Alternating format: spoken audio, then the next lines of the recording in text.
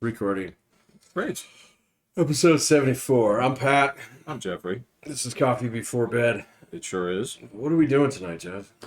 Well, we're trying to deny that our view of entertainment essentially as product isn't just a result of like getting older like our parents, where we'd become insulated to a certain time period and said, well, entertainment peaked clearly in 1984 and has been on a downhill slide ever since, Yeah, okay. right? That's really... All right, I'm not going to deny that. I think it has changed, and it's grown beyond my capability to understand now. Well, So, judging by the 9 hours I spent on Amazon Prime the other day. look, So, again, I certainly won't begrudge you a certain amount of just looking at a different generation's general styles and attitudes and saying that perhaps they took a different perspective or a different general mode or whatever towards making this stuff, right? One thing I can say is that we were born in the age of cable. Okay, so I'm certain that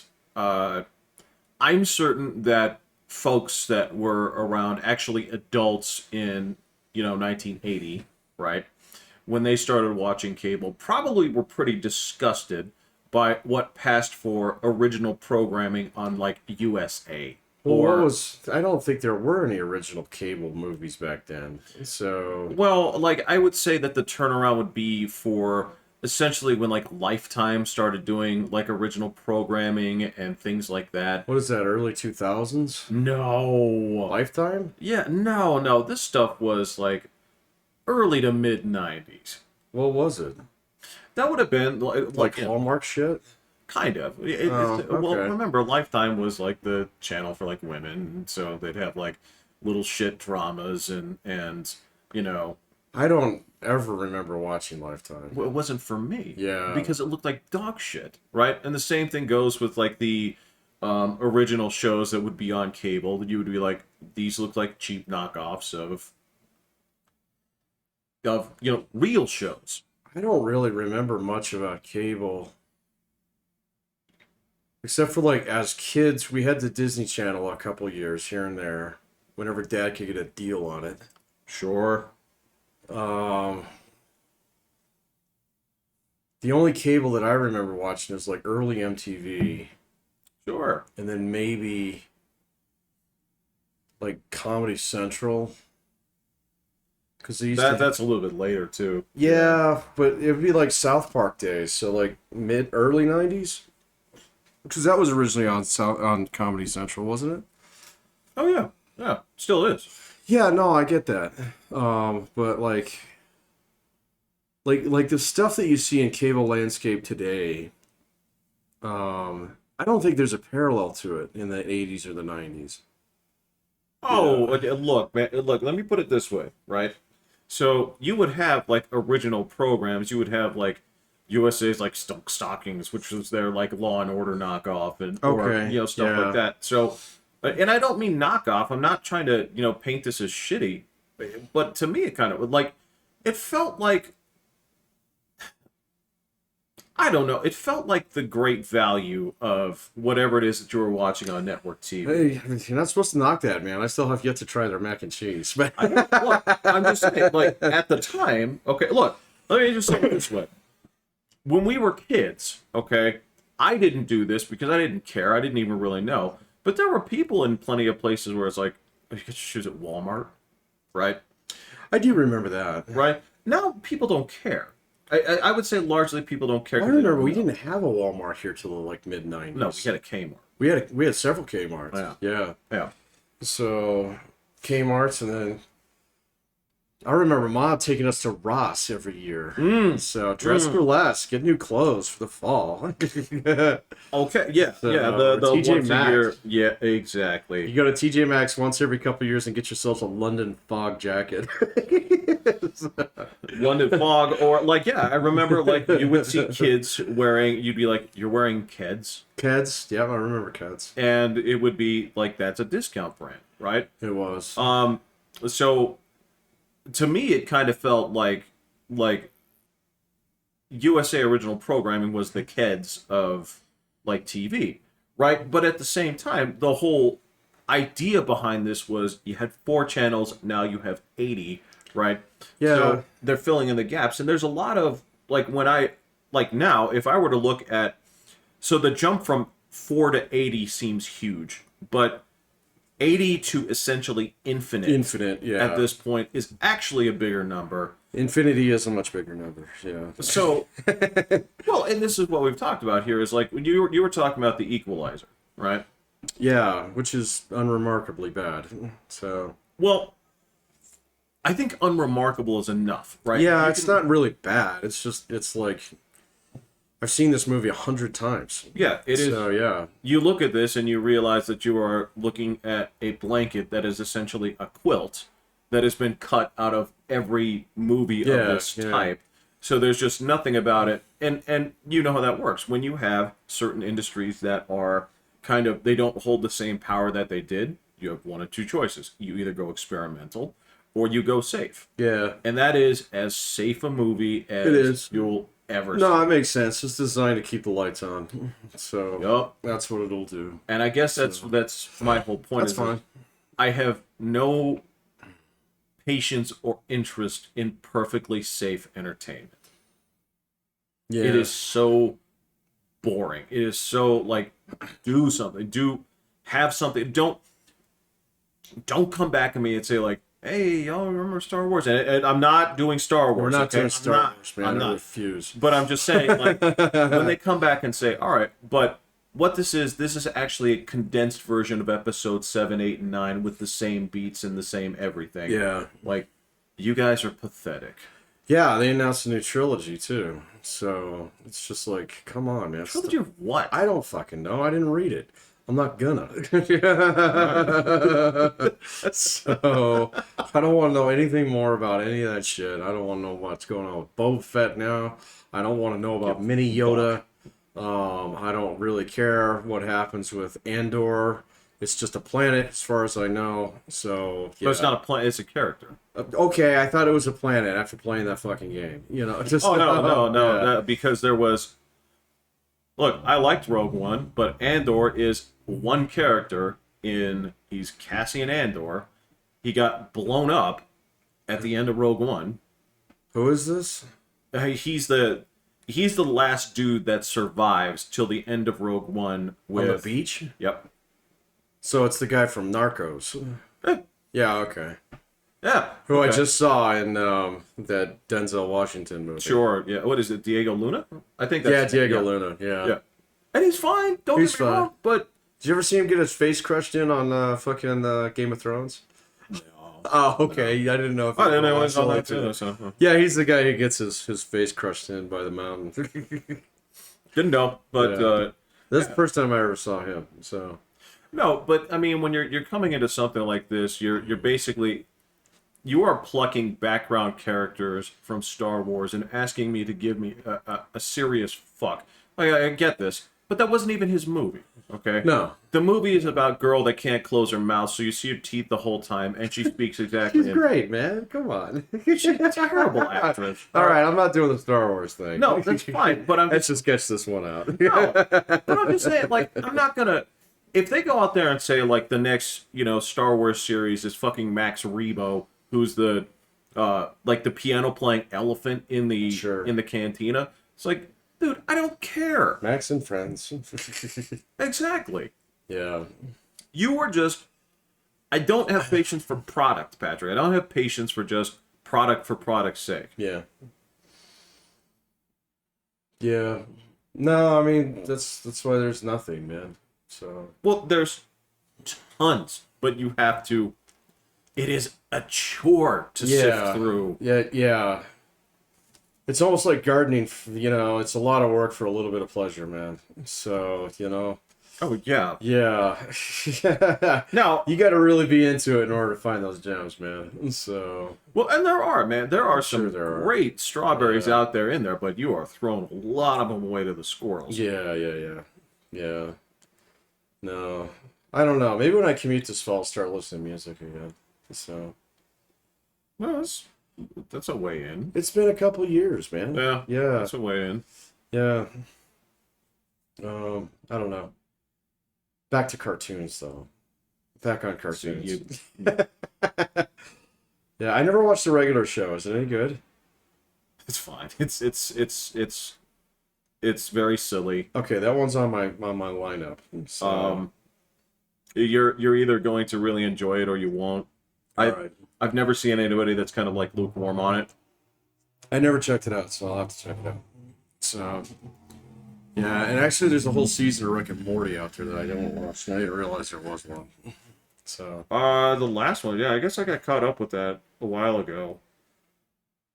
yeah, I'll have to catch that. So, I think, yeah. yeah. No, there's a few things out there that have slipped past me since the pandemic. So, Well, we were speaking before about that pop culture black hole, that some people go into, and I think the pandemic was sort of a. Let me take you back in history for a little bit. all right. Do you remember? Do you remember the quote unquote the big writer strike? About 15 years ago. Yeah, Okay. I remember it actually affecting a couple shows that I was watching at the time. Yes. Might have been The Office, actually. Might have been that era. Maybe been like the tail end. Yeah, I maybe think it like was. the tail end of that. Yeah, but, or maybe I was on Parks and Rec at the time. I can't remember. well, yeah. This was like 15 years ago. This happened in movies. This happened in TV, and so one of the things they did at that point was, although we'd already been invaded by reality television, it exploded then because it didn't require any writers. Right. Right. Yeah. That would have been, say, like. Just give you a point. You could probably pinpoint this by year. This would be when they dusted off and said, "Let's bring back American Gladiators." And the whole point on this was, Yeah, I vaguely remember that. yeah, the whole point on this was that we don't have writers on this, Yeah. right? And we have a whole ton of.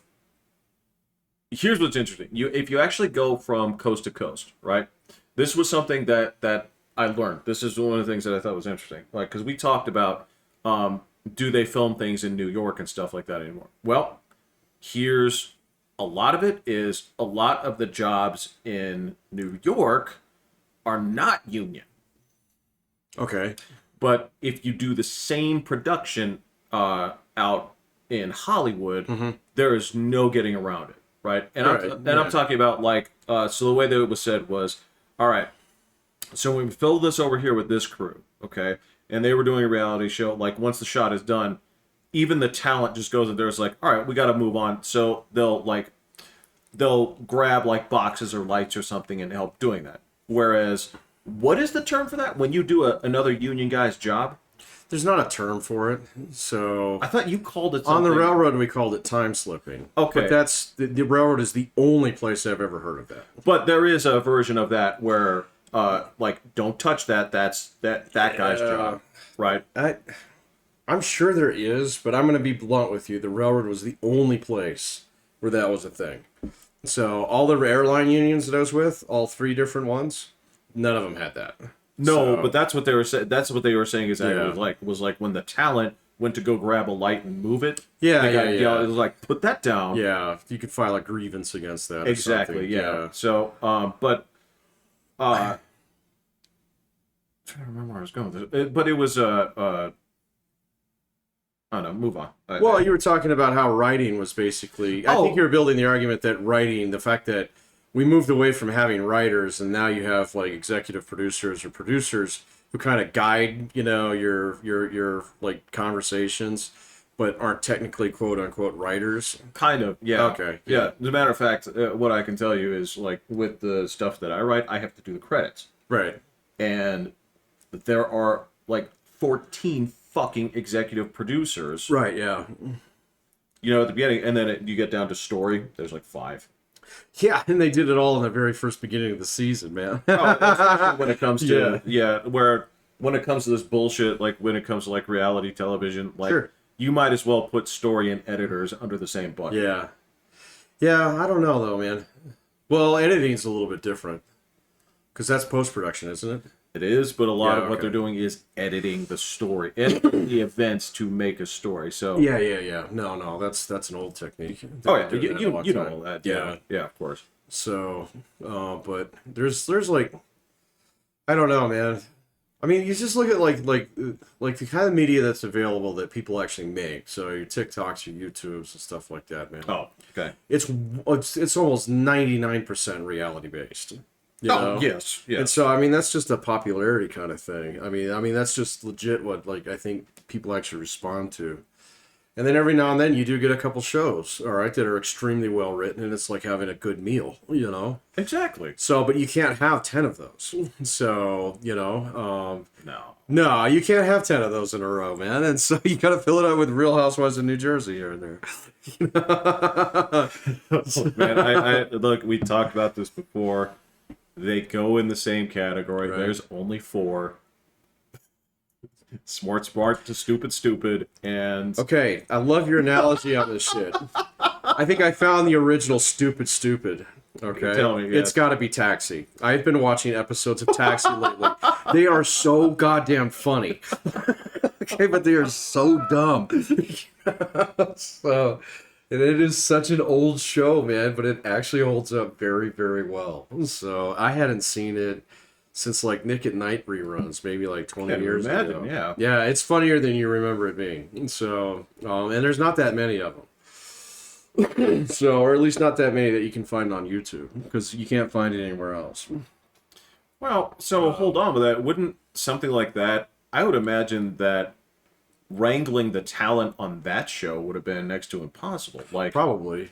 Like you can't tell me that every one of the people on that show didn't have somebody pulling at them to say, "Come on, do this. Come on, do this." Yeah, but I don't know how it was written. So I don't know if it was written on the fly or if it was written, done in multiple takes or if it was done live.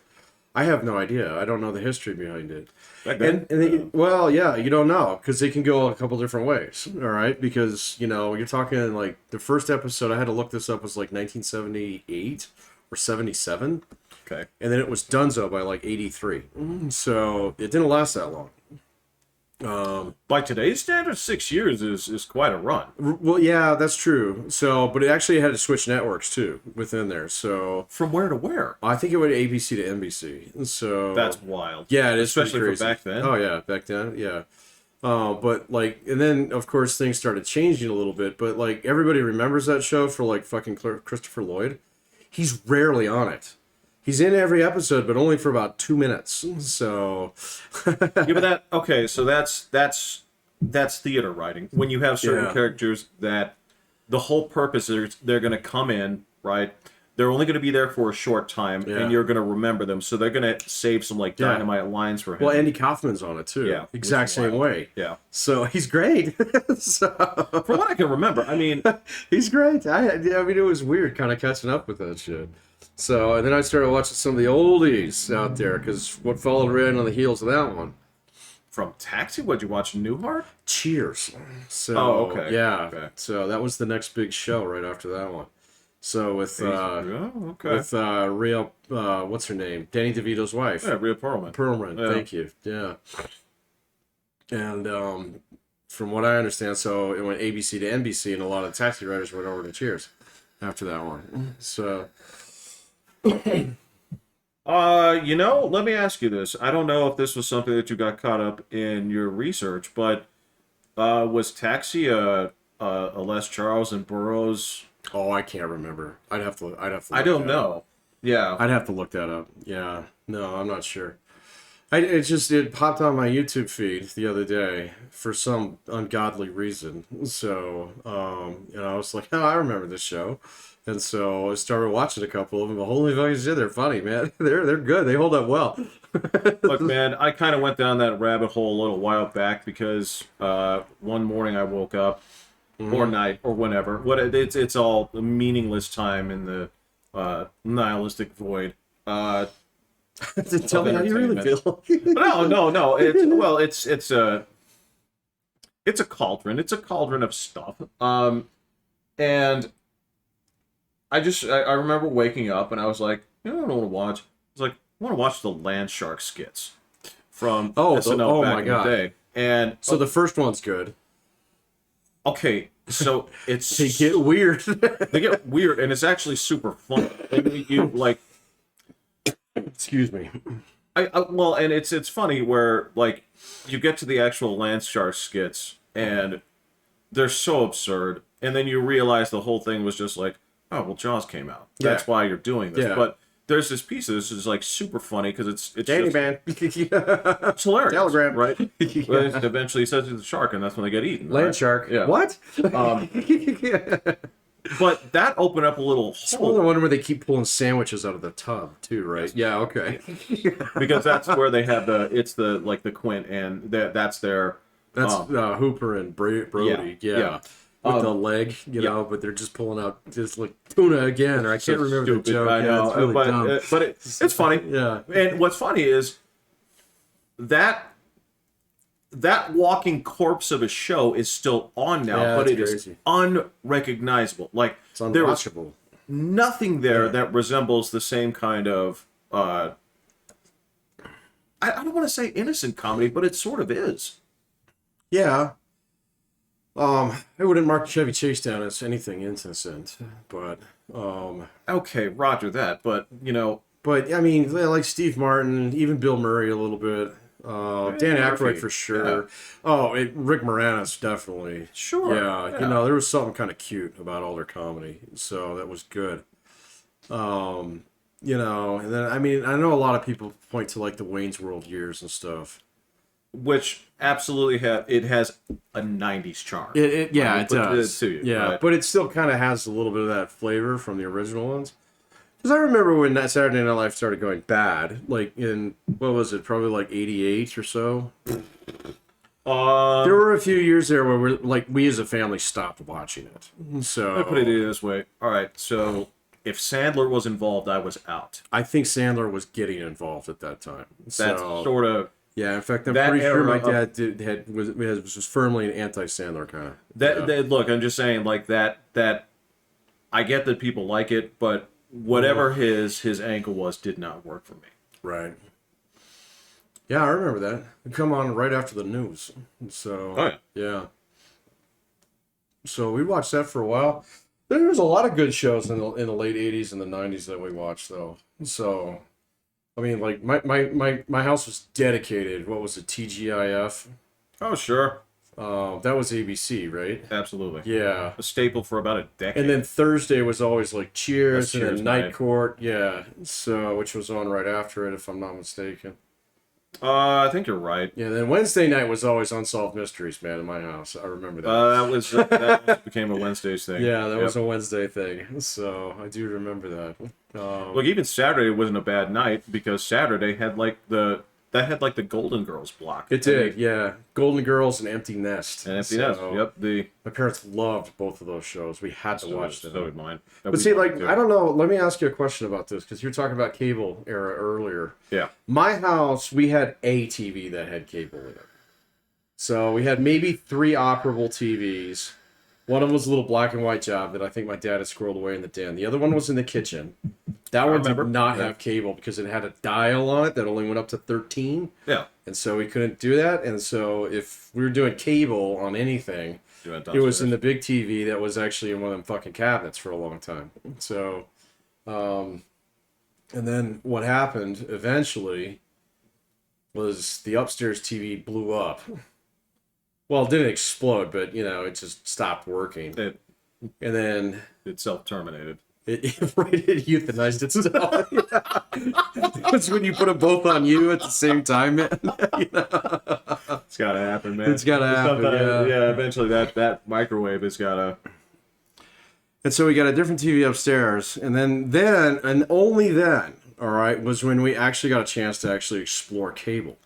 Okay, because most of those nights, especially school nights, were occupied by like this lineup of TV that we're talking about, where we would eat dinner and then that TV downstairs would go on. Yeah. Because nobody wanted to watch it on a little TV. Right. So we never got to use the cable that much. And so like it was reserved for like Saturday mornings, of course, Cartoon Express. Fair enough. All right. Yeah.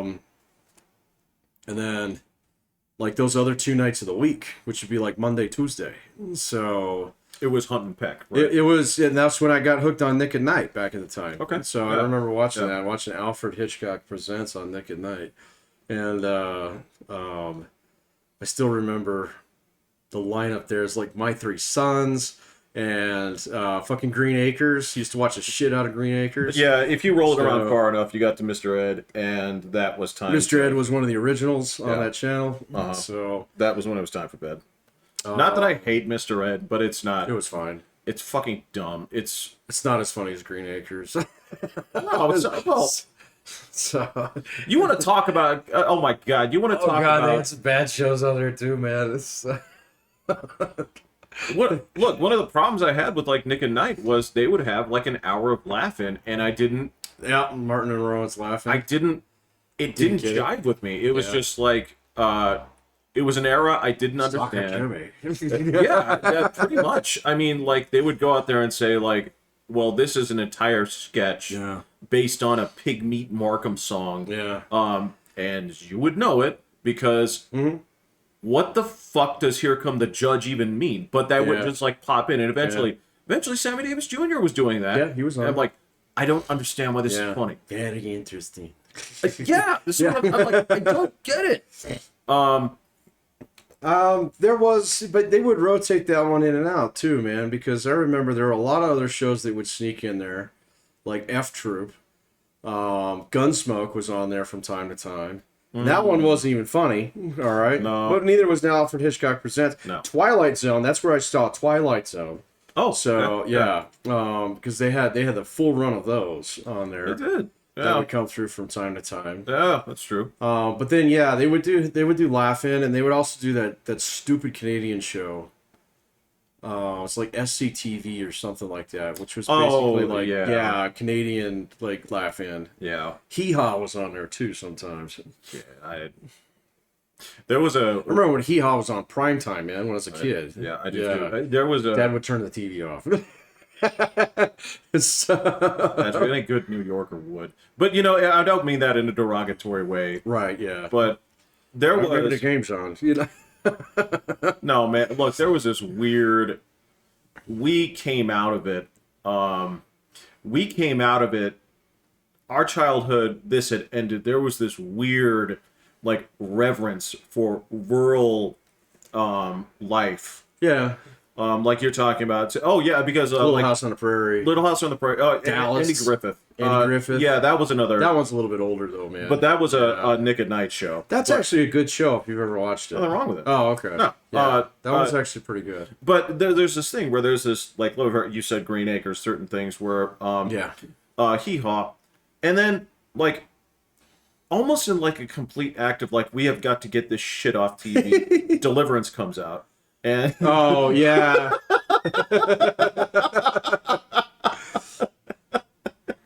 And that's sort of that for a while. They kind of scrubbed that one down, man. Yeah, because what's interesting is that it's the resurgence of the quote unquote like rural lifestyle, right? That is where you get into like swamp people. Like Duck Dynasty. It's like that whole like that show is almost unwatchable. So it was cultural phenomenon for a while. I know, man. I remember watching it. So that and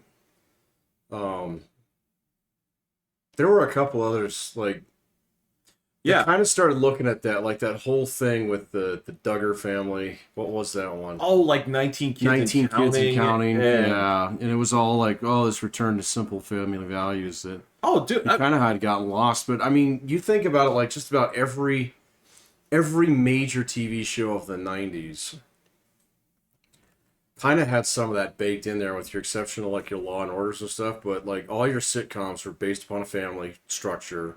Even the most irreverent ones out there were based upon, we still do things together as a family. On TGIF, yeah.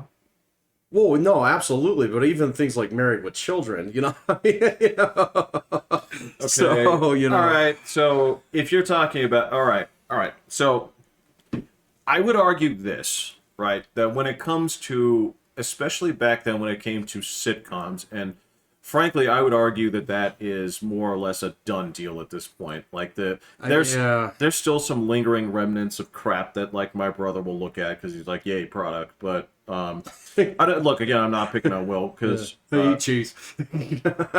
no, I'm not picking on Will because look, there's a lot of people that's like, all right, no, this is actually just like I kind of like these characters a little bit and I have fun. Sure. For me, it's like, God damn it, I can't do this. But No. but the whole thing is they follow a certain trend. There's a certain like, Yeah.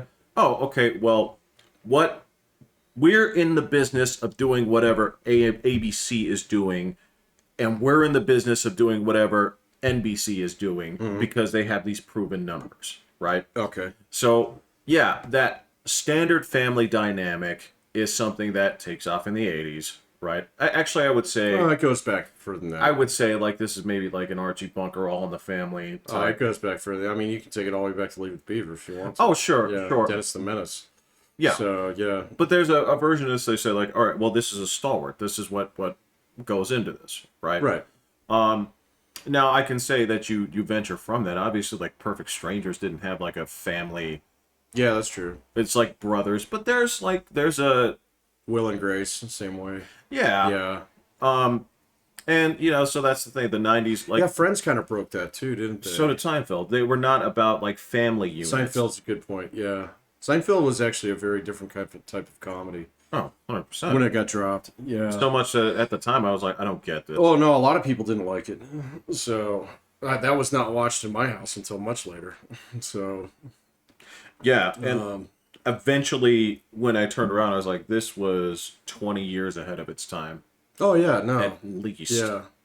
Well, and that's when, you could actually do stand-up on TV that wasn't just Saturday Night Live. So, Oh, right. yeah, that kind of changed that. So, What was that? Remember there was like this big HBO like comedy thing that they would do like once a year, and it was huge. And this was the thing where like all the comics would come in and there was yeah, that's where Robin Williams did his famous Yes, sets. what was Yeah. that show? It was don't remember. enormous. Oh, Comic Relief, Comic Relief, yeah. Yeah. because it was for a charity thing. That's Yeah, right. it was. Yeah. They would do multiple 1-hour shows. Yeah. Yeah. Yeah. Yeah. Comic Relief. Yeah. See, and that was one that we never had. We never had HBO ever. So anything that was on HBO was absolutely foreign. But how did you watch The Sopranos then? Didn't you watch it in its first run on Sopranos? That was much later. So Okay. I didn't watch that. Yeah, shit, until I was married. Because that was like first thing we got. We were like, we need two things: internet and cable. We can Okay. focus on dishes later.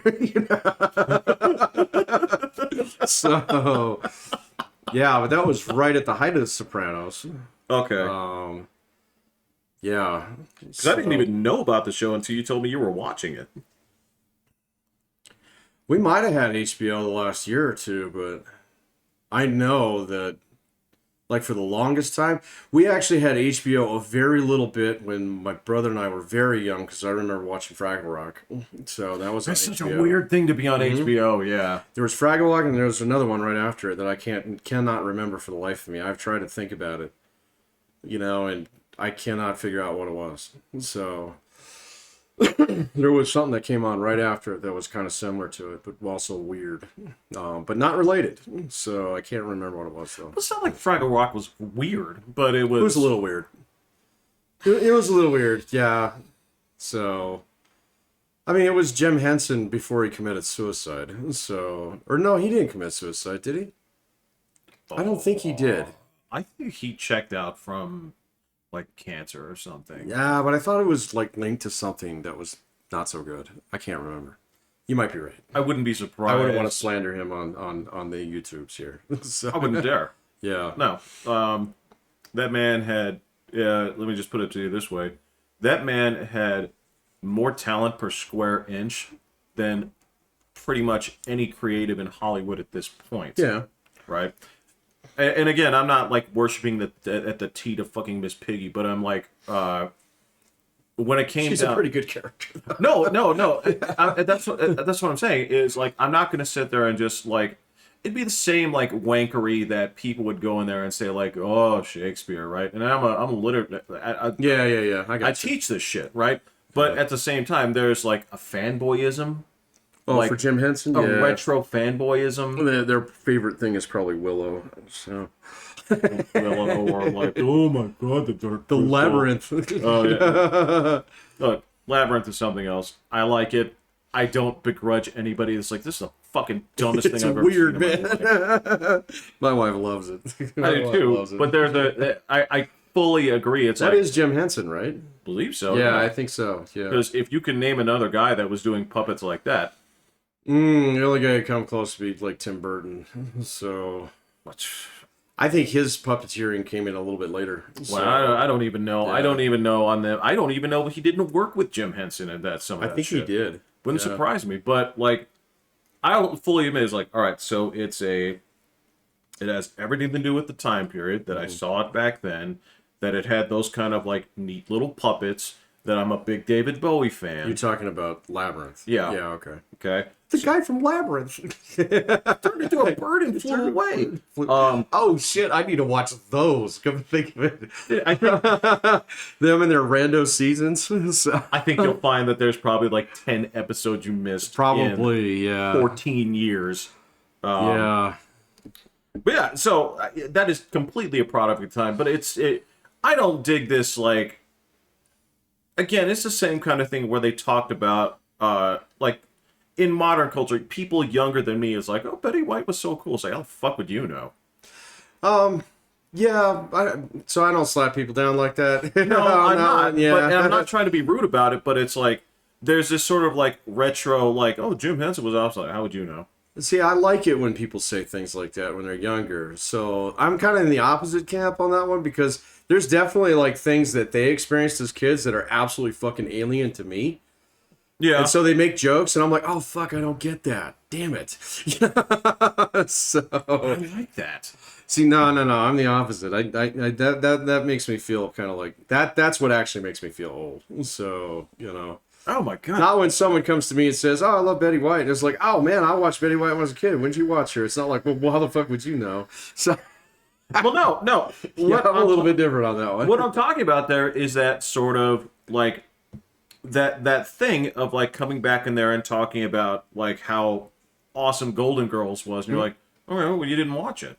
You're taking this on a cultural like. Well, maybe they did watch some of it. They did. So. I don't know, man. I mean, it's all available. You can find it really easy. They're not. Yeah, okay. Those are the ones I'm picking on. Oh, okay. If you're picking on the ones who specifically did not do that, but then turn around and say that they like yes, and so she's a legend. Okay. It's like, why? it. Because I turn around and say like, all right, so what is it exactly about Rose Nyland's character that really caught you? She has some pretty good lines. So She did, But everybody liked Estelle Getty, the old lady. So we did look eventually. Yeah, she was the reason I liked the show at first, right? Oh, really? I thought yours would have been B. Arthur. After a couple of seasons, okay, she became my favorite by a country. So much that I pursued other things that she was in afterwards. She's been in a lot of shit. So. And she's bloody amazing. She is. She's very good. So. Did you bullshit somebody today? Yeah, I like that movie. It's not great, but I think she's the best part of it. Yeah. Because she's in it for 5 fucking seconds. She's in it for 5 fucking seconds. I think the only better bit in that entire movie is Moses coming down from the mountain and dropping 5 of the 15 commandments. Also funny. Come on, man. That's... No, it's great. No, it's... That makes me laugh just thinking about it. I would have preferred... Let me put it to you this way, and this is not... there are certain parts of that movie that I like quite a bit, but I feel like that movie would have been better if it had about 20 more short vignettes like that. Oh, yeah. Instead of hanging out so long with... A giant joint-filled chariot chase at the end. Yeah. There's that. Yeah. There are parts of that I do like, but a bit better if it was shorter. Yeah. Again, that leads to the whole part where it's like, well, everybody that wants to be in the picture get on one side of the table. I'm like, that's funny. Yeah, it is kind of funny. It took you so fucking long to get here. It's pretty good. Yeah. Okay. But that's Mel Brooks, man. That's just what you get. So he has very few movies where he's actually on point the entire time.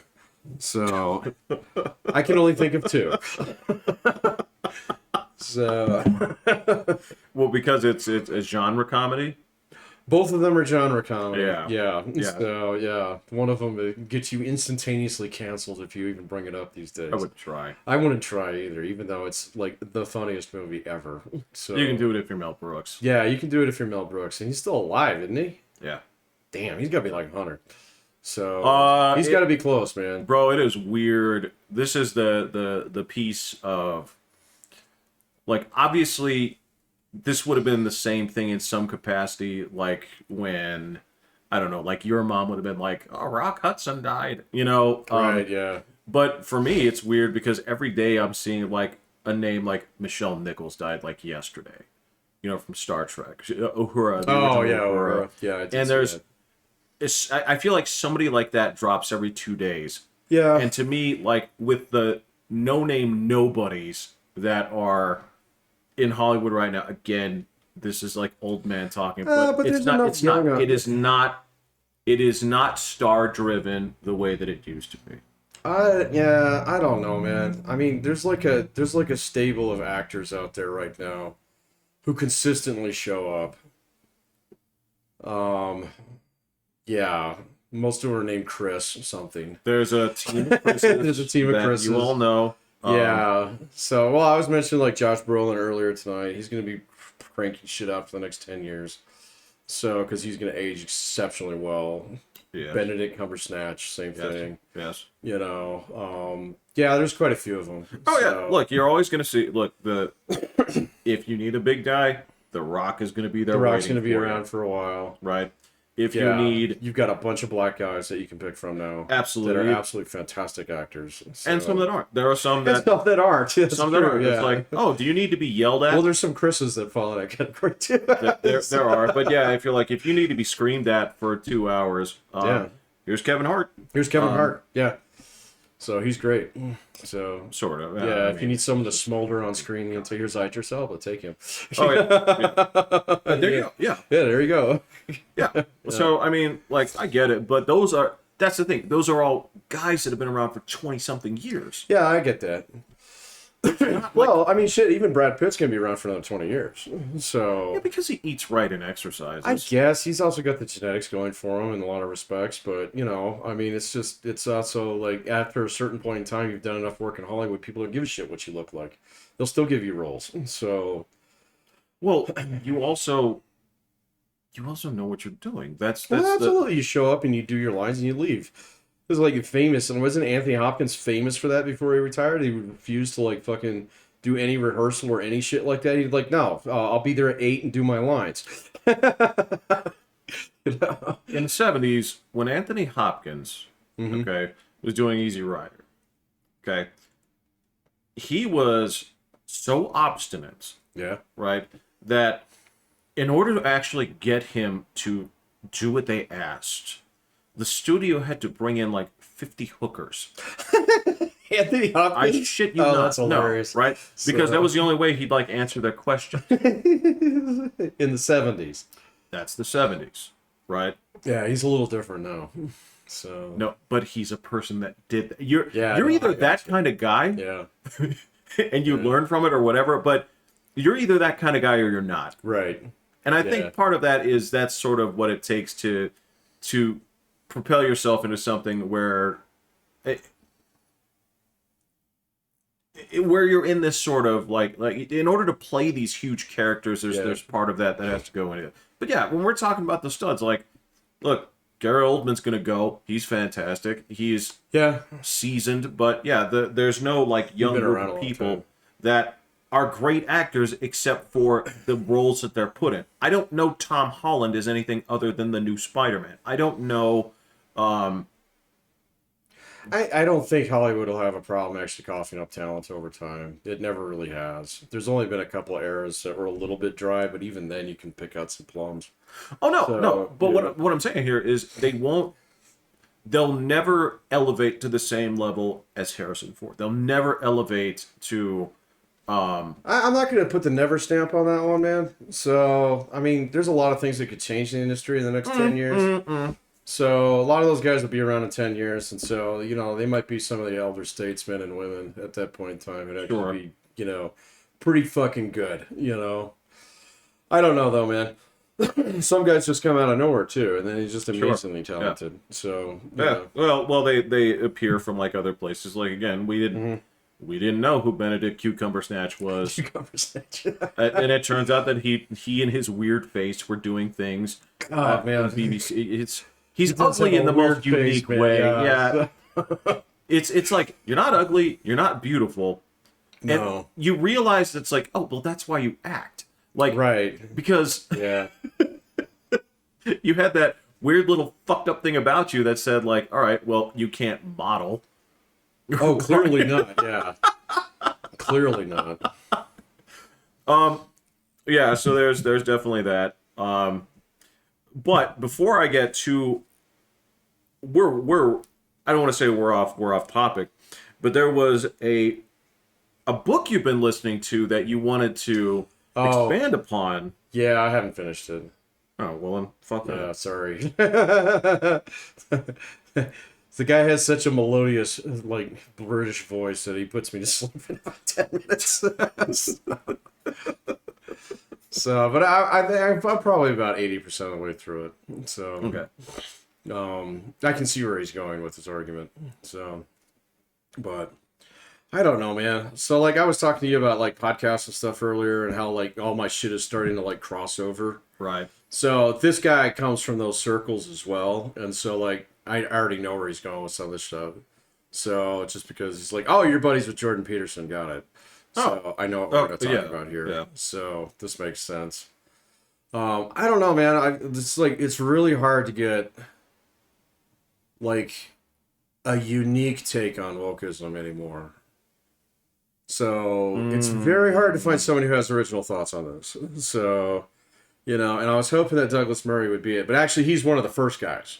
Right. And so a lot of other people have been following his wake. Sure. He's just been publishing, and I'm just finding his books now. Right. So, it's a little bit different. I guess his take would be that it's much more Marxist than other people make. And so one of my beefs with Jordan Peterson is he makes a cultural Marxism case. There's no fucking such thing. So, No, that's... so the distinguishing on that is cultural Marxism. He presents it as postmodernism. Right. Which that I do agree with. That might be true too, to a certain extent, but tying that back to the economic principles of Marx is a leap. Oh no, that's you know what I'm talking about. You are wandering into, like, you got that fucking cork board with all the the strings on it and everything's connected. And you can make a lineage case there, man. But no, I mean that's definitely that doesn't lead to Marxism. No. And Douglas Murray's case is a little bit more. It's like, no, it's actual Marxism. Where it's like, oh well, fuck the entire system, kind of thing. And so this guy's a bona fide conservative, and so he's like, no, the system's good. Stop fucking with it. All right, kind of thing. He's like, if you don't like the game, you play it better. You don't flip over the table. Look, that's the Disney position, right? Is to the people that are playing the game well, okay, sure, are the people who are making money hand over fist by saying that they're against the system. Okay. Yeah, no, I get that. So this guy, his position would be much more is like, no, actually the institutions that are baked within the system work very well. So stop fucking with them, all right? And so the whole central theme behind wokeism is to fuck with the system, all right, for specific outcomes that are indeterminate, all right? And he says that's very much so in the lines of Marx, all right? So that's why the whole book, the little one, not the big ones, the little one that people who are Marxists say they have read. So I'm not talking about the big ones, which they only make you read. So if you sign up for that shit. So, the whole point of world philosophy up to this point, hitherto is to, understand the world, but the point is to change it, blah, blah, blah. That's what he's talking about. So, and I agree with him. The history of class struggle, yeah. Well, that piece as well. Yeah. So, yeah. So he's actually doing a pretty good job of laying out a case. It's like, all right, so if we're going to take identity politics and we're going to look at it for what it actually is, all right, based upon the rhetoric that comes out of people who espouse these things and the actions they take, and the way that it's kind of evolved over the last 4 or 5 years, says fundamentally it's Marxist in its basis because it's not based solely upon identity. It can't be. So, because there's too many contradicting cases, and his favorite one to bring up is Kanye West, the black man who is apparently not black enough. He was black as shit for a while. He was black as shit for a while, then all of a sudden he started wearing this little red hat, and no longer he wasn't black anymore. Yeah, he wasn't black fascinating. anymore. Yeah. So he points out several cases like that. He says Kanye is just particularly easy to find. Well, let's keep saying, like, what the same black thing's is true not- with Caitlyn Jenner. So that's one yeah. too. It's like get the fuck canceled out of her. So anyway, there's all these things, and so he says fundamentally. So his baseline argument on this one is okay. So it's Marxist in its origins, it's Marxist in its determinations, but it's also fundamentally none of this is about like identity. It's all about politics. And so you got to be politically black, you got to be politically trans, you got to be politically female, or feminist. So he's got a very interesting argument about male feminists in there, which I'm kind of into right now. So What, they're predators in lurk? there's a little piece of that. So, but I don't know exactly where he's going with it yet, so I won't speak on it. So, I don't think he would use the word predators. I will. I think he would use the word sheep. Well, Sheep in okay. sheep's clothing. But that's the thing.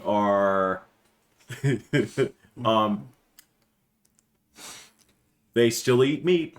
I guess. Yeah, I don't know where he's going with it, so we'll save that one for the next time. Well, I could make an argument that a lot of look, this is not a new argument.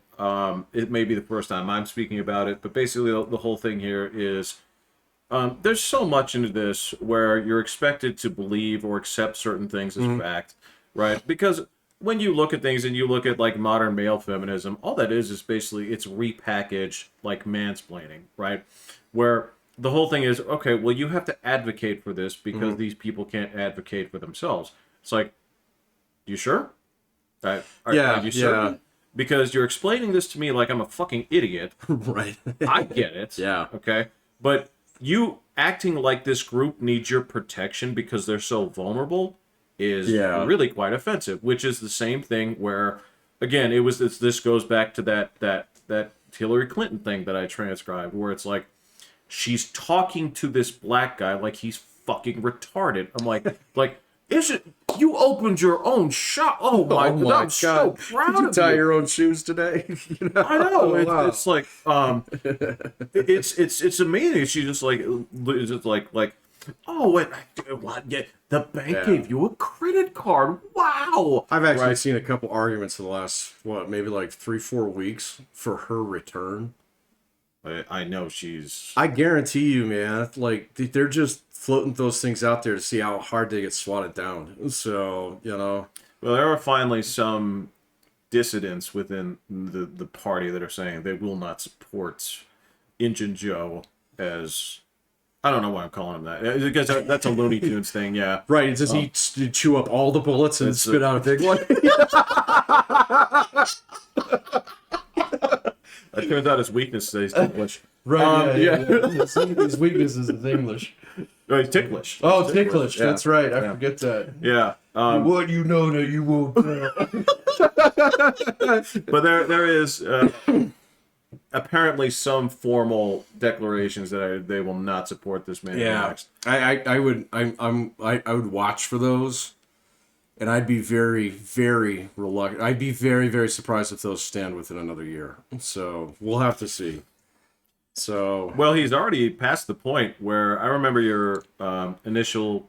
We all like laid out Vegas odds on this, and there was that idea that he would step down before the halfway point in order to. I don't think he's going to do that.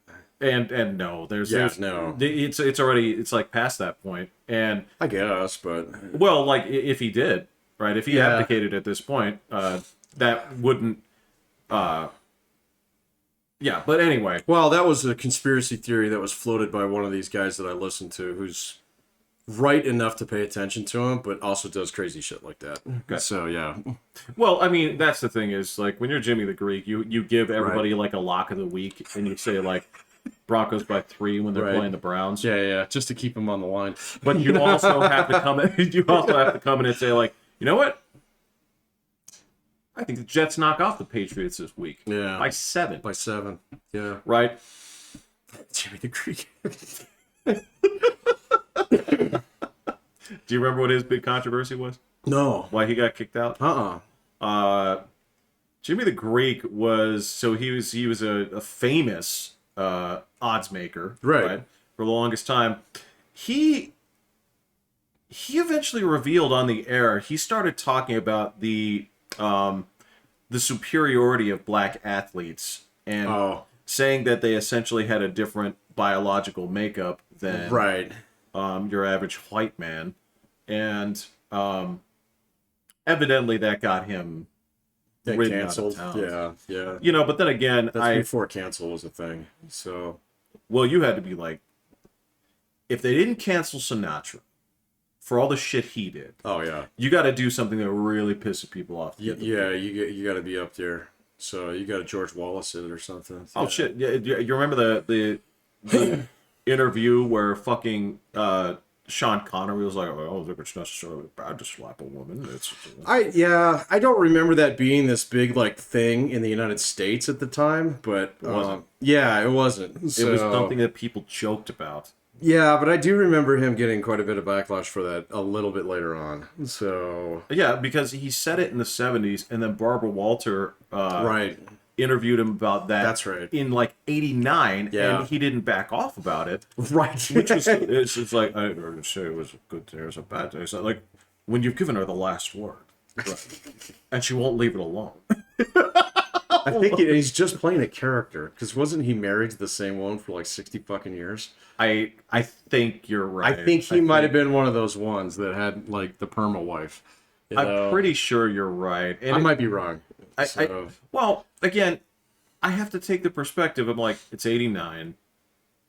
You're talking about a guy who is like a Scottish, right? He was a milkman. Well, you're talking about a guy who's not from here, is from a different culture, former bodybuilder. Yeah. Right? Actor. Back when it was weird. Well, you look at him and so I'm going to sit there and say like, wait, he's a bodybuilder and The Rock's a bodybuilder. It's like, the sport has evolved. Well, because then it makes you look and say, I don't think you're just eating eggs. Right, yeah. It's a little bit much chocolate cake on your diet. So sugar is good for the body. It's like, oh, well, you haven't seen sugar in 20 years. But if you were to spread your fingers, I bet you I'd see a lot of injection sites. Oh, yeah. Well, and it'd be like showing up at a football game with a leather helmet, saying, you guys are all pussies, you know? But then it's like, wait till you get hit by us, bro. Man, you're talking about the fucking, like, the craziest goddamn people on the planet are hockey players, especially from that era where, Pat, helmets were grandfathered in. Yeah. It was, if you came in before helmets were mandatory, you had the choice. Yeah. And there were guys like, nah, I came in here and I bounced 88-mile-per-hour pucks off my teeth, and that's how this is going to go. That's how this sport goes. Right? I bounced them off my eyeballs, and the rest of you guys are pussies. And I'm sitting there like, I wouldn't play this game without a full bomb blast suit. Right. Like the Hurt Locker. Yeah. So, yeah. It's like, well, that's the point, man. If you grow up in an era where people just don't slap shot as hard as they do now, I mean, you know, you show up in the NFL and say, like, you guys are all sissies for wearing pads. It's like, man, you played before the 70s. Didn't you seen these fucking monsters that play this game now? You look at this like, you've killed a person, haven't you? Right, like, you haven't been caught, But you've killed No, somebody. I'm not saying the guy's a tough guy. I'm saying he's a dumbass because he doesn't know, all right, like how much the league has progressed to this point in time. Yeah. Right. It's like, dude, that guy's arm is bigger than your fucking waist now. So, like have you seen like the whole like the Jesse Owens thing in the 1936 Olympics? Oh, yeah. You see all the skinny white guys who are running this thing? Yes. It's like I think there's high school teams out there who could put these guys down now. It's weird. Yeah, it's so cool because you look at them, and again, I'm not making light of this, but in comparison, Right. the skinny white guys you're talking about, the closest thing I could say is like, y'all look like Holocaust victims, right? Right, yeah, Because they're so spindly, Yeah. right? So, and that was a runner's body in 1936. And same thing with like the NHL. It's like, well, I got grandfather into the helmet rule. It's like, have you taken a slap shot from Gretzky? Well, until yeah, Huh? yeah. Some guys are like, yeah. Yeah, maybe. So, but not without a helmet, man, for sure. Well, again, a lot of those fucking weirdos back then were like, look, this is just the game we played, Yeah, right? Again, I'm not going to sit there and say like, oh man, the NFL's for pussies, blah blah blah, oh right? no, man. But I can go back and say, well, I sure do remember when Lawrence Taylor tackled Joe Montana and put him out of the game. Right. I sure can remember Joe Theismann. For those of you not at home, Yeah, I'm making the noodle arm here. what Patrick is doing is he's sort of imitating a windsock. A windsock, yeah. I'm not doing it with my leg just because, There's a certain amount of guys like where like I miss the brutality of them. Like, I get it. And I also do remember when there would be like one woman per state that watched football. Oh, yeah. Because they're like, this is gross. Yeah. It's like, I understand. So there's a version of this like, yeah, you actually make the game better. Say, for example, all right, so back in high school, Patrick, okay, I don't really consider this a historic monument or anything like that, but some friends and I pay-per-viewed the very first UFC pay-per-view. Okay. UFC 1. And the whole emphasis was that... Wow, has it been around that long? Oh, yeah. Oh, I didn't know that. Well, it was an underground garbage sport for the longest time. Yeah, it's Fight Club kind of shit. Well, Yeah. because the whole emphasis was there are no rules. Right, yeah. Okay? So we're watching this, and you're watching, like, I don't want to say, like, undisciplined fighters, but there was a certain degree to that where it was like, there were dudes that got in there, it's like you're watching this, and you watch a guy sit there and punch balls like 17 times in a row, and the sport didn't actually become good until they actually reined in some of the chaos. Some of the bullshit. Right? And I would argue that, like football, there is, you want to find a happy ground. Yeah. Right? But I would argue that the sport now is better than it was Oh, yeah. before. Oh, yeah. I'd say it's better now than it was 20 years ago. So I'd even go that far. And I mean, you're talking about heyday times where, like, you still had half the team that were trying to run, like, nickel defenses. So, and, not everybody was completely running back bound, Right. So, Right. it was a pretty good time back then. But now, I mean, it's like, the one thing that I would say that's different about the NFL now, I'm no expert on this, but just like in my passing casual observations of it. We'll consult the expert. Yeah, we'll consult the expert. It's the team churn, so it's just too much to keep up with anymore, man. There's that. But then again, you got like one or two franchise dude on every team, and so it becomes their team for a little while. But then you can obviously see that dude just doesn't. Yeah, you need to go, man. Yeah. So, but now they're gonna double down and triple down. Let's rebuild the team around this dude again, and stuff like. Yeah. And then there goes his noodle arm, because it's still fucking football. Yeah. So I don't know. Yeah, no, you and I definitely know people who know a hell of a lot more about that sport than we do. We can broach this topic with him, but yeah. There's a lot of. I mean, the only one that I feel sort of remains intact because that's the sport is baseball. And baseball doesn't change, man. And frankly, a lot of the rules that needed to be changed were changed A couple years ago. 90 years ago. Like, Well, they've had a couple changes the last couple of years that actually help out quite a bit too. oh, you mean just in terms of like upping the speed, Yeah, and the pitching, and then automatic walks? I'm actually not I have no problem with the league wide DH, I've so argued that for a long time. yeah, I got no Yeah. problem with it. So I you know, for a while there, I did have the perspective like it was courtroom, and like, you gotta play Louisiana rules here. well, the whole idea was you have the right to face your accuser. So Yeah, so if you don't have to plead the fifth every time. Yeah, so if your National League pitcher plunked you, right, and they were up to bat next inning, right. okay, you had the God-given right. You got a freebie. You get one. Yeah, But the problem here with that is it doesn't work out in practicality like No. that, because when your pitcher plunks somebody, you don't go after their pitcher, you go after their you go after the bats. you go after their best player. Yeah, Right? yeah.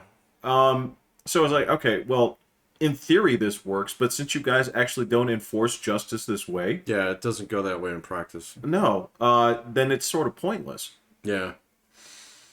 Yeah. I don't know, man. So we're getting to a part of the season where I start paying attention again. So You should be, because the Yankees I know they're are doing really well. a So force that is just terrifying. I try not to pay too close attention when they start doing this, man, because like superstition and bullshit. But Hey, look, fair enough. That's fine. yeah, no, For the longest time, so if you can remember the original, you talked about that that tiny little black and white television that you had in your house, and obviously we had a similar one right over there in that corner. that's exactly where ours was. And for the longest time, I was like, I have a huge television, but I watch the games that are important to me here because I felt like I got better results. Oh, watching the games. Yeah. Yeah. I guess I've never been that bad about it. There's only been a few seasons where I was actually watching shit that closely, though. So, and of course, one of them was that's 2006 or 7 season in Denver. Oh, So when they had the 29 game run up to the greatest playoff Yeah. game, and then a in playoff history. game. Yep. Yeah, which was the cherry on the cake. That went like 15 fucking innings or something. So it was crazy. I remember I was living in Denver that time. That entire city fucking erupted, but unlike like George Floyd erupted, it was just everybody was like really into it for like 3 or 4 days there. Yeah. So, and then the actual series, when he started getting through the playoffs and tearing down divisional rivals and then the league rival and then actually making it to the World Series and getting slaughtered 4 games straight. People in that town were still excited, man. It was weird. So Well, it was exciting. It was super it fun. was Look, really exciting. dude, I was in college. I remember that some of us were, we were all trying to get those tickets. So we were all like, like every cluster of us had one person that was like away at that time because we were all trying to log in and get those tickets. Yeah, they were really hard to get. I remember it wasn't that year, but it was either the next year or the following year where my brother and I actually got tickets to a playoff game. Oh, and we okay, went yeah. up there for one. Yeah. Against the Philadelphia, against the Phillies. So, we got beat after like 16 innings, and then that was it for the playoff run that year. I think that might have been the NLCS. If I'm not mistaken. I think it was actually. So, and Houston Street cost us the win. Yeah. Oh, we were mad. So that stadium was getting George Floyd levels of mad. So, but I mean, it's Denver, man. In 2007, people are going to flip over fucking cars. So, yeah. No. Our version of like rioting is really it's like 2 guys getting to a shoving match on like a camping trip. Right, It's not. Yeah, that's true. When you're all done, it's kind of like, look, are we cool? It's like, yeah, I still don't agree with what you said. It's Right. like, well, I shouldn't have said it. Yeah. You know? If you need a ride home. Yeah. No worries. Yeah, It's like, thanks, man. yeah, all right, man. Just don't hang out with me for a couple of days. Yeah. It's like, Cool. all I'm right. gonna drop you off. Text me in a few days. We'll be cool. Yeah, Yeah. You just like give little concessions, like, yeah, you're right, man. She's a slut anyway. She's a slut I shouldn't have anyway. been dating her. I'm gonna move on. Yeah. So Yeah, that's Colorado for you. yeah. Until you get the guy who shows up and machine guns people in a fucking theater, you know. There's also Colorado. So, or at school, working supers. You know. We have some very unique records to our name. Yeah, that is one. And milestones, yeah. Yeah, Because abortion clinic. Yeah. we really set the trend with that school shooting. I remember when there actually was seeing something about Columbine the other day. It was 1999, so it wasn't like an anniversary thing, but it was like a, I don't know, the minds of the killers kind of thing. On fucking, Some some cheap ass bullshit fucking Netflix. Yeah, retrospective. And I remember, like, it was the next year that we all went to New York, and I remember talking to a guy there. And it was like a bouncer or something like that. He said, "Man, all you motherfuckers in Colorado are crazy." And it was just like, because nothing like that had ever really happened before. Oh, yeah. Yeah. And so now it's so goddamn routine that even Alex Jones yesterday was like, "Oh yeah, that's real." So, it was just like one of those things where, like, just seeing that thing on Columbine. I remember that guy, like, literally in New York City, which was probably one of the top 5 homicide cities in the United States at that point in time. Because this is all before 9/11, man, before that place really got put on lockdown, Oh, no. Hold on. I don't know if it was still top 5, like by volume, because it has so many people. Well, that's what I mean. I know this is post-Giuliani. Yeah, well, actually, Giuliani was the mayor when we were there. Correct. Okay, so, and there were cops on, like, every third corner in those little phone booths. Yep. Kind of thing. But still, at the same point in time, all right, I got fucking mugged there. Yeah, And this guy's sitting here telling us that, holy shit, man, you guys in Colorado are fucking crazy. So let me ask you this, okay? Because this term came up, okay? Something I hadn't heard in 15 years. At that time, what was Colorado known as? hate state. How long has it been since we've been? Forever. Yeah, Forever. And do you even remember why we were called that? Yeah, it was Amendment 2, if I'm not mistaken. Specifically regarding gay marriage. So, and the other thing was this city and the focus on the family. And what was the other one? There's another big one up there. That's Dobson, right? Focus on the family was Jim Dobson. So there was another one that was around here. Yeah, you're right.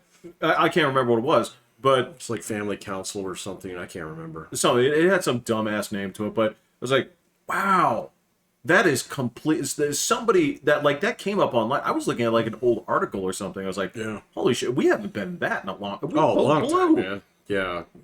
Yeah. I don't know how blue the state will be. It's purple. I mean, It's pretty dark purple, so, but, like, I don't know. I haven't looked at our state races and stuff. I mean, you know that, like, our district is going to go Republican. It always does. Boebert looks like she's pretty safe because of the redistricting. beloved for some reason. Well, yeah, but she's still got to contend with Pueblo, man, which is kind of interesting. Yeah. So Pueblo's actually turning a little bit bluer than it was before. I saw polling on that like 2 weeks ago. We'll see if that stays that way because, fucking unemployment. There's that, and there's the quickest changing political base is those of the Latinx community. Yeah, you can't even say. You can't even call them that, man. I only say and that have them not because- start thinking about voting Republican. Man. Well, I mean, look, it is now time that the Latinx community is largely being welcomed in as, oh, you guys are white now. Maybe. In some cases, yeah. I mean, but that's So, and I mean, like, so everybody that I've known who falls under like Latinx designation, You strained to say that. they despise it, and then number two, they don't identify with other people that we would identify as Latinx. So no, not even close. And so when you say, well, the Latinx community is going Republican, no, that's not, man. So there's chunks of it that are, okay, but that's not a homogenous voting bloc by any reason, by any stretch of the imagination. I mean, it's worse than fucking white people in this country. So, Venezuelan, they're a Colombian. oh yeah, exactly, yeah. So you want your throat cut now? So That's a woman. that's a woman, yeah. So she'll actually do it to your face. So no, like, there's something a little bit weird about that one. But then I was actually looking at Jared Polis's numbers, and he is fucking safe as can be, man. So The only question, why wouldn't he be? yeah, no, and that was kind of my thought on that one too. Was like a lot of the rhetoric that I heard like a year or 2 years ago, fucking died. All right, because I know there's a lot of people out there. Oh, it's fucking Jared Polis, blah blah blah, mask mandates and stuff. But he was like one of the first guys who's like, you know what, we're good.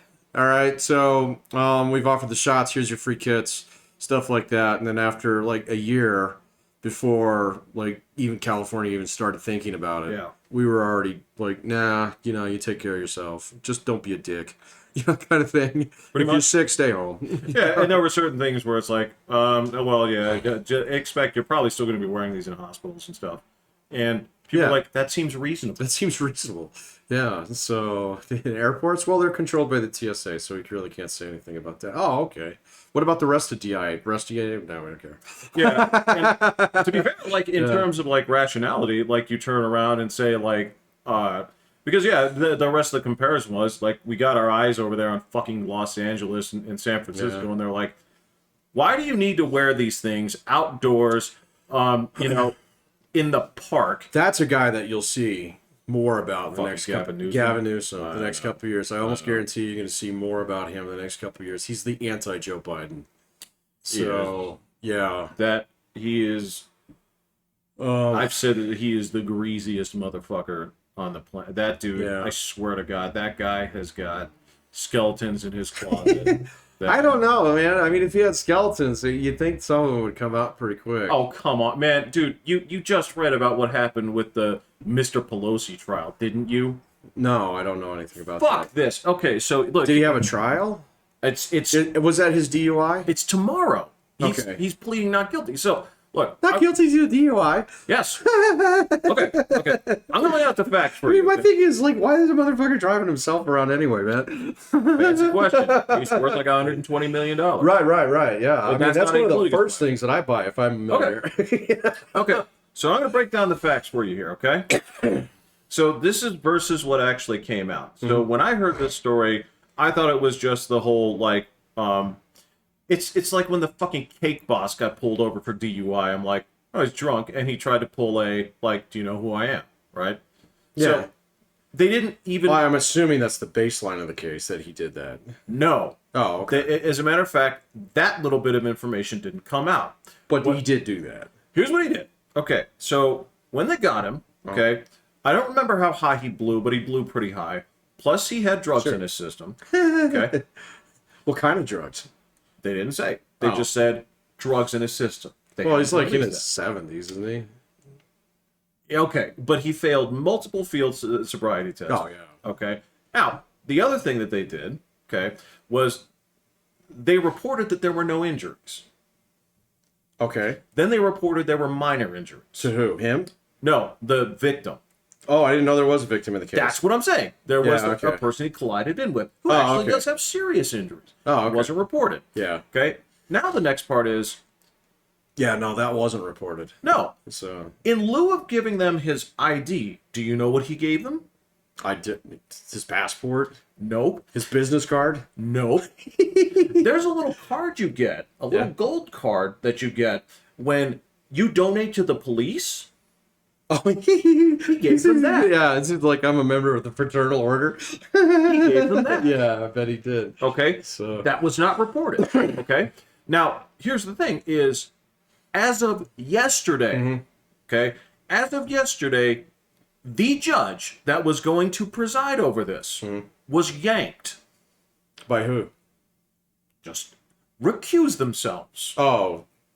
The person who is Yeah. now in, Yeah. okay, is a person that's tied, has never tried a case. This is their first one. This is a judge? Yes. This is like their first case, and this is a person that came straight from the district attorney's office, of whom that family is directly tied into. So is this in the San Francisco jurisdiction? Is it a state case or is it a local case? Do you know? Oh, that I don't know. Yeah, I'd be kind of curious. But yeah, hey man, I guarantee you the guy won't step foot near a prison. Nope. He probably won't get a DUI permanent on his record if he's pleading not guilty to it. So basically, all they're gonna try and do is run the DA out of like money. Okay, on this one. So say, well, it's not worth us fighting, so deferred sentence. You got to plead guilty to this shit and go do your community service for 3 months or whatever. And then, you'll have the not guilty plea entered on your records. And, then after that, we'll just drop the charges. Everything that you're telling me here, none of it surprises me. So, okay. None of it surprises me, man. I get it. I understand that it doesn't surprise you. Yeah. But it should.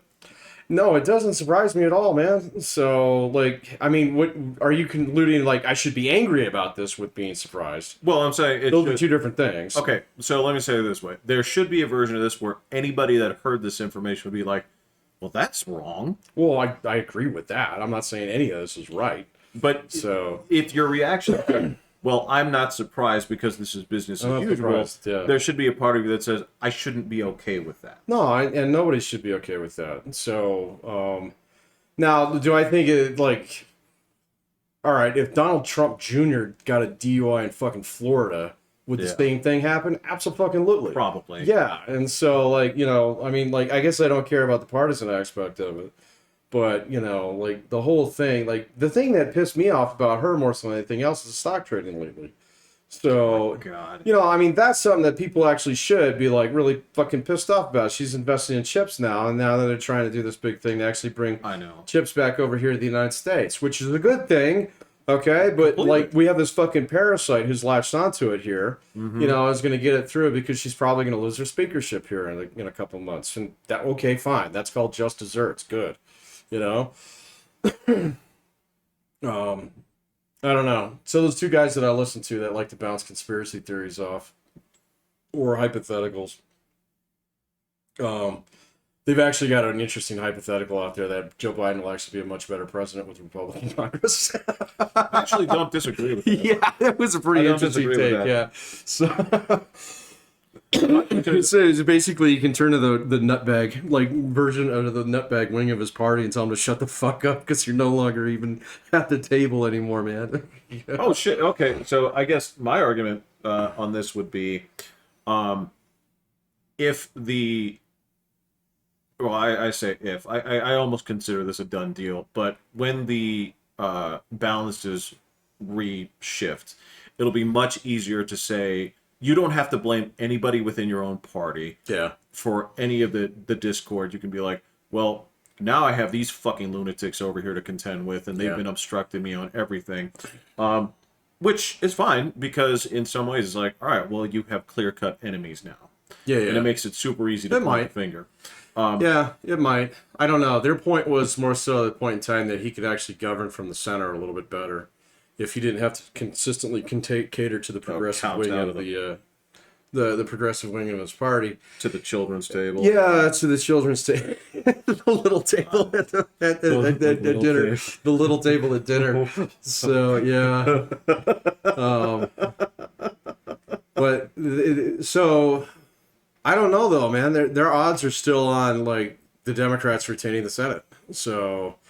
They said that they've been looking at a couple of the different races there, and this is this whole thing with apparently this dude in Pennsylvania is just tearing Dr. Oz to pieces. It's a mess. I haven't really looked at it. Well, a lot of Republicans don't like Dr. Oz. Well, yeah, I can see why too. So have you watched the show?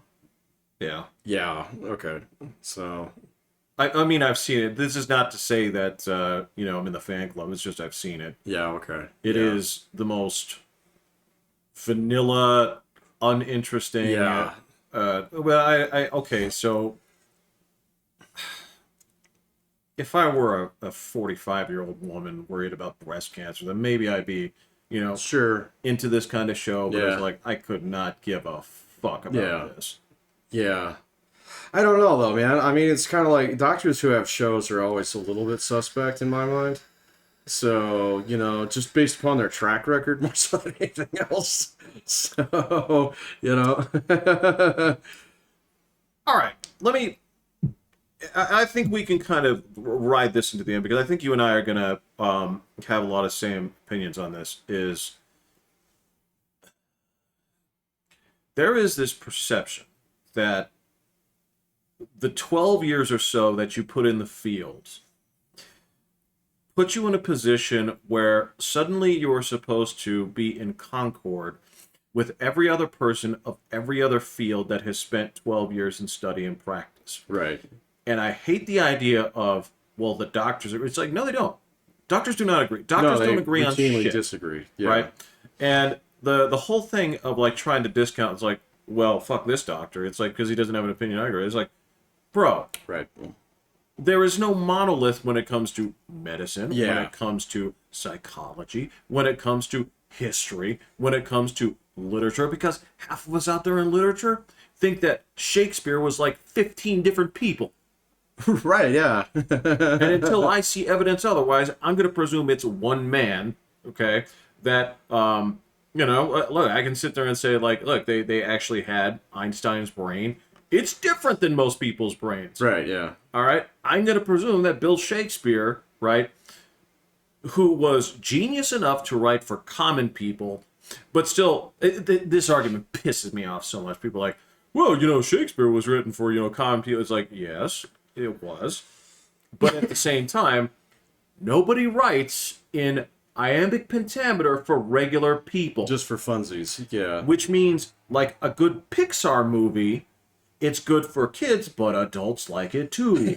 So stop telling me it's He like, writes Minions. look, man, if Minions was written in iambic pentameter and put on in 5 acts and was serious character development, that would be William Shakespeare. But this whole thing of like, well, he was just like a common man's writer. He would have basically been writing like Iron Man. I'm like, Yeah, but you don't see too many literary critics like that actually like gathering a fan base because they showed up on The View a couple times. but Then like yeah. everybody kind of, oh, he's a doctor. I mean, have you ever I've definitely seen critic shows where there's two different critics and they don't like each other. Or maybe they like each other, but they routinely disagree with each other. Absolutely. Yeah. Have you ever seen a doctor show where there's two doctors? Okay, and one of them's like, oh, well, let me tell you all about breast cancer. The other one's like, well, sorry, Bob, you missed this paper that came out last week. How do you feel about that? And they don't, there's not a doctor that does that because I think, and this is why I think, like, Oz is a little suspect. So, because you get to that Dr. Phil level kind of thing where it's like, you will broach no disagreement with your opinion on your show. Right. Kind of, Right. yeah, okay, all right. It's like when it comes down to it, it's like, but remember, I'm the ultimate authority here. Right, yeah, exactly. So, So you don't listen to the show. I mean, most of us listen because of Adam Carolla, but like he doesn't argue with Dr. Drew. Well, he argues with him on like stupid shit. Right, yeah. But that's like who's better, Batman or Superman? well, I mean that's the thing. But he defers to us as like, well, you're the one with the level of expertise on this. Right, Like yeah. I can ask you questions, and Well, I right. can. But He's just his ball machine, man, spitting out fastballs. So but it's like also to spurn discussion, and I'm like, okay, this makes perfect sense. Right. Right. But yeah, when you come down to the Dr. Oz part, it's like you may present information, but remember that my rule here is absolute, and I Yeah. won't be challenged. well, I guess a few times that I saw the show, I just got that hint because I saw him. Yeah, he would show up. He Would show up on Oprah. Yeah, he was one of Oprah's goons. Well, Dr. Phil was one of Oprah's goons. Oh, but a long time ago. yeah, before he that's how he spinned got. off his own fucking empire.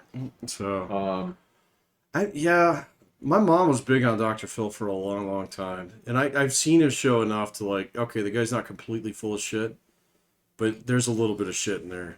So, well, there's any part of this when you ask a person to, be yourself, but be yourself at 12 instead of 10. Exactly. There's a part where every human being becomes slightly a carnival barker of themselves, right? Which is and is not a representation of who you are. Right. So when Dr. Phil eventually became the entity, that when he became a living planet, he whatever To reconstruct Megatron. Yeah. whatever like silver iodine or whatever it is that you seed the cloud with, see, like eventually you take what seeded the cloud and now it's the cloud. It's this is the thunderstorm. Yeah. Right. But you wouldn't say like, oh, check what's in the sky. It's like, oh, trails of silver iodine. Right. Yeah. No. Right. You're talking about floodwaters. Yeah. Right. So he eventually at this point he became a separate entity. I think Dr. Oz is the same way. I know that Oprah Winfrey, like, I feel like somewhere in her heart of hearts, like at home, she's like actually like watching bullshit and like laughing, and she's like, but boy, Watching reruns of Taxi. and there's a part of it's like my fans sure are fucking dumb, right? Smart for dumb. Yeah. But on the outside, she's like, well, I have been this magnanimous, just bastion of like TV charity in some ways. That is my outward appearance. Oh, yeah. But I don't think she's like a total bitch. I think she's just like, whoever you are is separate from that 212 version. Yeah, I've never really had a strong opinion on Oprah one way or the other. I've never had a problem with her, really. No, not at all. That's the thing is, I don't know her as anybody except for what seems like a totally nice person. Yeah. She doesn't... Oprah, to her credit, never turned into one of those chickens from The View, right? Chickens. No, man, because look, I'm not standing up for this show, and I won't. Okay, but that show was terrible. At the time, it was like, here's a show for women, okay, and we're going to talk about like women's issues, right? And if you then turn around and you watch the caricature of what The View is right now, where it is 5 screeching chickens who will not shut the fuck up about their stupid, like, you people are the least qualified to talk about political issues in any capacity, right? In any capacity. You're so insulated. You think this is the world that you live in, right? And you're going to pass judgment all day long on the grounds that, what, you're a woman? You think that gives you any authority here? Yeah, you should go talk to the help a little bit more often. Maybe. Turn around and say, like, how many of you, like, you look at these fucking idiots and you say, like, all right, here's what we're gonna do in the spirit of actually getting an accurate view, okay? We're going to kick you guys the fuck off the show. We're going to say, all right, which of you staffers held up 2 bills this month and said, I can only pay 1? Right. You're on The View. Yeah, you're on The View. Right?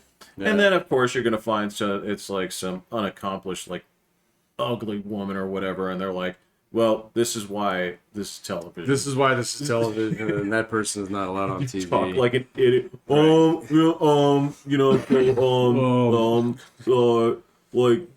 So my landlord actually wanted to get paid this month. I couldn't pay But I tried to get it there, and I went down to the post office, and they were closed. Like, Elden Ring is hard. Elden Ring is really hard. And you got these 5 idiots on TV. When it comes around to it, it's like, why are you there? It's like, well, because you can speak coherently and you're somewhat famous. Well, and TV's like teaching, man. So you do it long enough, you can pretty much wing it. So yeah. And so they've all been around quite a bit. Yeah, they eventually looked at what This is why Meghan McCain didn't really fit in a lot of respects. So, well, she had a role. She was supposed to be she was the heel. Yeah, so she was the heel. Don't describe this in wrestling terms, dude. That's what it was. No, that's the problem. It was a 3-on-1, man. Because that means I have to say that Joy Behar is a face. She's a face. It's not for you, man, but it's not for you. So maybe in a different woman's league. You never know. So, All right, why don't we wrap this up? all right, sounds good. $1.35. Yep. Closing thought. If you're watching The View right now, I cannot think of an audience less crossed over with anybody that would be listening to us. Yeah. So make some noise in the comments. You know what? Get on Twitter Get on Twitter. and fucking harass the shit Out of who? anybody on The View. Anybody in the view. Okay. Yeah. That's my call to arms. All right. Yeah. All right. Challenge issued. All right. Dox the shit out of it. Dox the shit out of it. All right, I'm Pat. Yeah, I'm Jeffrey. And we're done here. Hitting the button.